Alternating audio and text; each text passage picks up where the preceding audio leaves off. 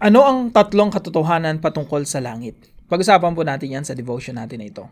Magandang araw po sa bawat isa sa inyo. Welcome back to our 365 Daily Devotion Seminary Edition.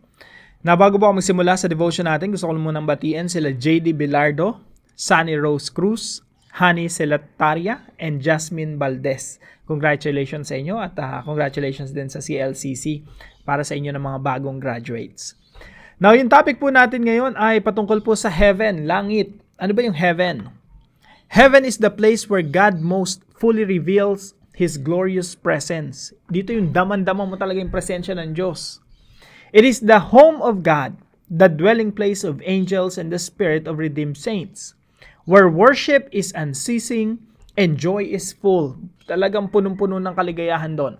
Yet, heaven is not our final home. Explain ko po yan later. But the temporary dwelling of believers awaiting the resurrection.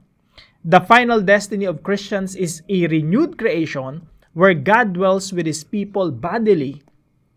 His will is perfectly done. Joy never ends, and every tear is wiped away. For Christians, our true and final home is not escape from the world, but the restoration of all things in Christ. Now, sabi po rito sa Philippians chapter 3 verse 20, "But our citizenship is in heaven, and we eagerly await a Savior from there, the Lord Jesus Christ. Sapagkat ang ating pagkamamamayan ay nasa langit. Mula roon ay hinihintay naman natin ang tagapagligtas, ang Panginoong Hesukristo." So, yung citizenship daw natin mga kapatid ay nasa langit. Napag-usapan po muna natin yung Philippi.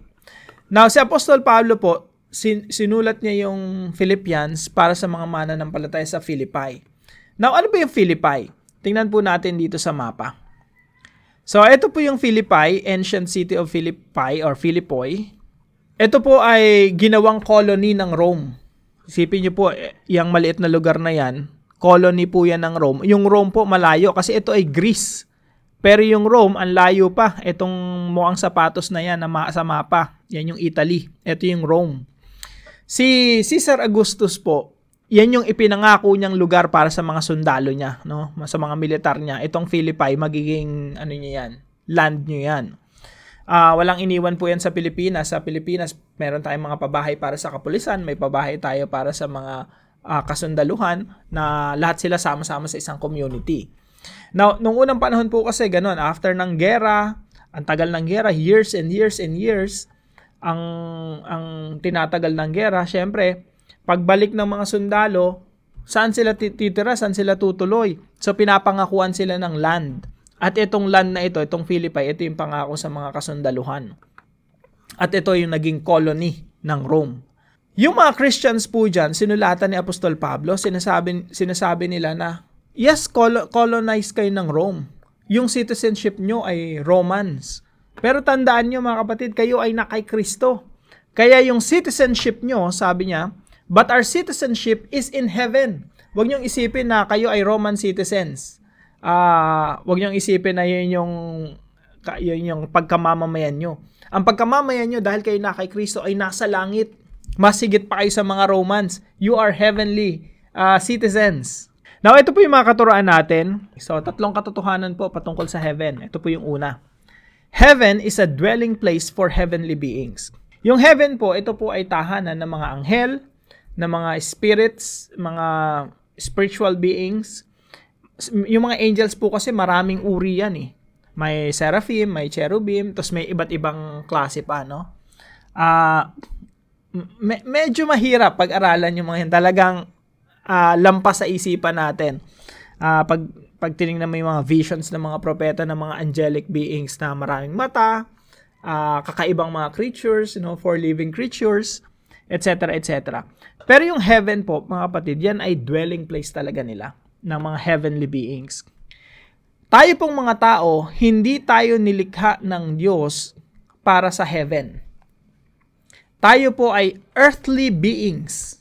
Ulitin ko po yung heavenly beings ay para sa heaven, yung earthly beings ay para sa earth.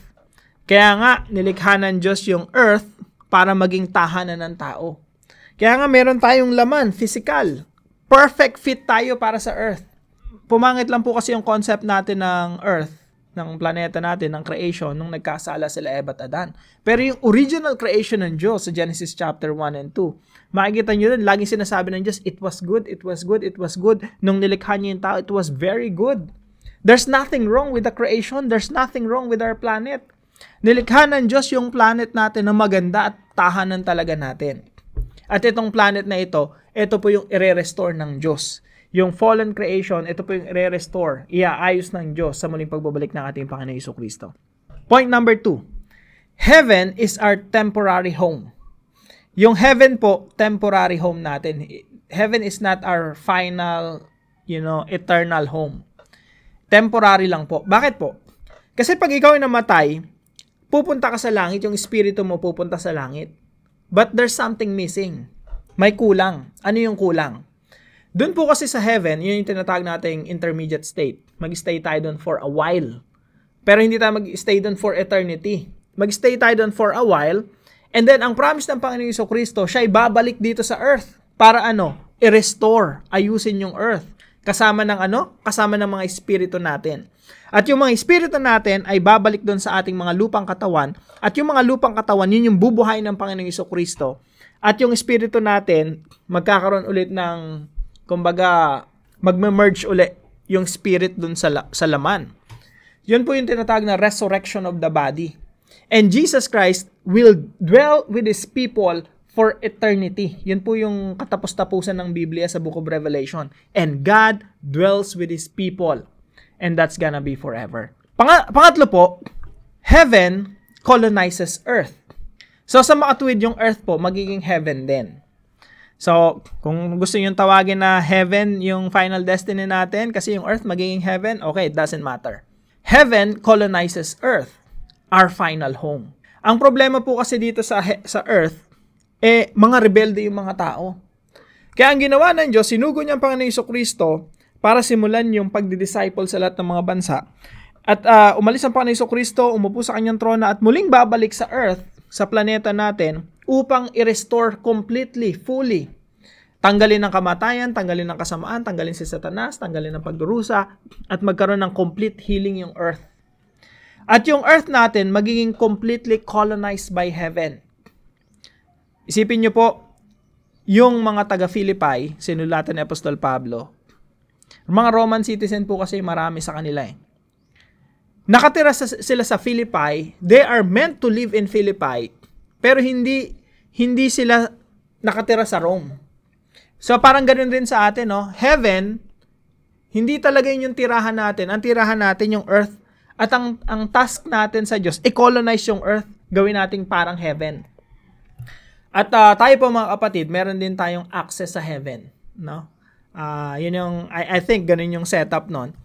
Yung creation, itong creation na to, dito tayo nakatira, pero meron tayong access sa heaven.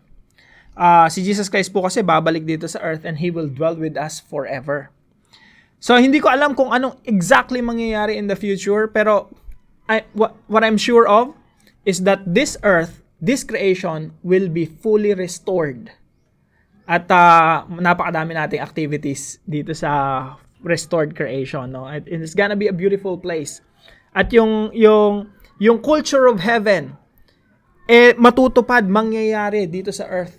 Yung earth natin, parang heaven din. Punong-puno ng pagmamahalan, pag-iibigan, punong-puno ng, paggawa ng kabutihan sa kapwa. Earth will become a colony of heaven. Kaya po sinasabi ni Apostol Pablo rito, our citizenship is in heaven, and we eagerly await a Savior from there. So tayong mga nasa earth na inaantay natin yung Savior na parating dito sa earth. At pag dumating siya rito, magkakaroon ng full restoration of our planet. I hope excited po tayo dyan, basically, yung buong creation magiging heaven. Alinsunod po ito sa prayer na itunuro sa atin ng Panginoong Jesucristo. Our Father in heaven, hallowed be your name. Your kingdom come, your will be done on earth as it is in heaven. So gusto ng Diyos na yung kalooban niya mangyari dito sa lupa gaya ng sa langit. Ibig sabihin yung earth magiging katulad ng heaven. Mako-colonize talaga ng heaven. Ano po yung application natin patungkol po rito? Number 1, set your mind on the renewed creation. Isipin po natin, etong earth na to magiging heaven to. etong earth na to, hindi to wawasakin, gugunawin at gagawa ng panibago, no? Kundi itong earth na ito, itong planeta na ito, i-restore completely. Kaya pag may mindset ka na itong earth na to, mahal to ng Diyos, hindi niya to wawasakin at gugunawin at gawa na lang ng panibago, no? Pag meron tayong ganong mindset, mauunawaan natin yung salitang continuity. Ano po yung ibig sabihin ng continuity? Kung ano yung ginagawa mo ngayon, may continuation yan for eternity. Kasi yung Diyos hindi nagpapalit. Tingnan mo kapatid tayo, mga mananampalataya, hindi na, bagamat nagrebelde tayo sa Diyos, gumawa tayo ng kasalanan sa Diyos, hindi naman tayo pinalitan Gumawa na lang ng bagong tao Tayo pa rin to. May continuity. Ibig sabihin, tayong nahulog sa kasalanan, hindi original intention ng Diyos na tayo ay magrebelde sa Kanya, pero nagrebelde tayo sa Kanya, tayo pa rin yung minahal ng Diyos. Tayo pa rin yung inibig ng Diyos. Ang Panginoong Jesucristo ay namatay para sa atin, sa ikatutubos natin. Tayo pa rin yung namatay at muling bubuhayin. Ibig sabihin, yung sarili mong katawan na ito, mga kapatid, ito rin yung bubuhayin ng Panginoong Jesucristo. May continuity. So, yung earth natin na ito, may continuity po yan for eternity. Hindi po papalitan ng Diyos yan at kung paano tayo ay hindi pinalitan ng Diyos. Napakasarap isipin, no? Na minahal ka ng Diyos, bagamat nagrebelde tayo sa Kanya, tapos hindi niya tayo pinalitan. O hindi niya tayo pinagpalit. O hindi siya gumawa ng panibagong tao bilang kapalit natin. Point number 2. Heavenize everything God entrusted you. Yung salita pong heavenize, wala po talagang ganyang term. Pero ginamit ko lang yung term na yan, heavenize. Ginawa nating action word. Ano ibig sabihin yan? Ginagawa mong langit lahat ng pinagkatiwala sa iyo ng Diyos. Relasyon, binigyan ka ng Diyos na relasyon. Gawin mong makalangit yan. Gawin mong parang langit yan. Bakit? Kasi ang business ng Panginoon, i-heavenize yung earth. Ang business, ang ginagawa ng Panginoong Jesucristo, baguhin yung earth, gawin katulad ng langit. Sabi ng Panginoong Jesucristo, ulitin ko po yung panalangin na tinuro niya sa atin, no? Our Father in heaven, hallowed be your name. Your kingdom come. Yung kaharian daw po ng Diyos ay pumunta dito sa atin, sumaatin. Your kingdom come, your will be done, mangyari ang kalooban mo where? Here on earth as it is in heaven. So anong gusto ng Diyos? Gusto ng Diyos i-heavenize. Kung paano may pagmamahalan sa langit, ganun din ang gusto niya mangyari sa lupa. Kung paano nandoon ang presensya ng Diyos sa langit, gusto niya rin yung presensya nandito sa lupa. In that way, mga kapatid, we are heavenizing everything God entrusted us. Relationship, trabaho, bakit mo pinagbubuti yung trabaho mo? Kasi hine-heavenize mo Bakit kung ang business mo ay restaurant, bakit mo ipapasarapin talaga yung luto mo dyan? Why? Because you're heavenizing your kitchen. You're heavenizing your food. Talagang you're doing your best as if you're doing it before the Lord in heaven. So mga kapatid, heavenize everything God entrusted you. Dapat yung mga tao sa paligid natin, talaga yun ang sinasabi. Pagkasama kita, parang langit. Lalo na sa mga asawa natin, no? Pagkasama natin, dapat yung sinasabi. Alam mo, parang langit talaga pagkasama kita. Why? Because we're heavenizing everything God entrusted us. Pangatlo po, offer all your activities as acts of worship. Lahat po ng mga activities natin, ino-offer natin sa Panginoon bilang pagsamba. Yan po ang meron sa Genesis chapter 1, ang nilikha ng Diyos ang tao, lahat ng gagawin talaga nila ay pagsamba. Kahit kumain man sila, uminom man sila, magbalat man sila ng saging, pangalanan man nila yung mga hayop. Bakit po? Sa heaven ganun din Lahat ng activities sa heaven, worship. Kaya lahat ng activities dito sa earth, dapat lahat din worship. Kaya po tayo mga Kristiyano, tayo mga pinaka-excellent sa lahat, pinagbubuti lahat ng ating ginagawa, maging estudyante ka man, todo bigay ka sa pag-aaral. Why? Because that is your act of worship.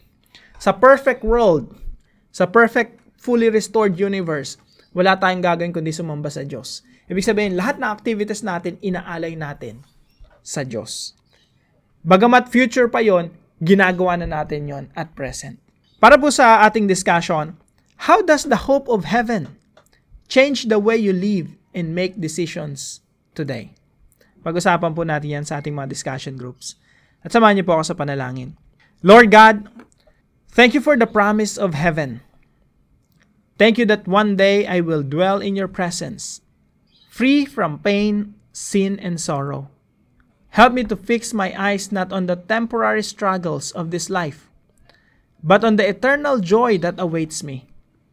Let heaven shape my values, my goals, and my relationships. Teach me to long for you more than for the things of this world. Fill me with hope and endurance as I wait for the glorious day. Until then, help me to live with purpose and joy. In Jesus' name I pray. Amen and amen.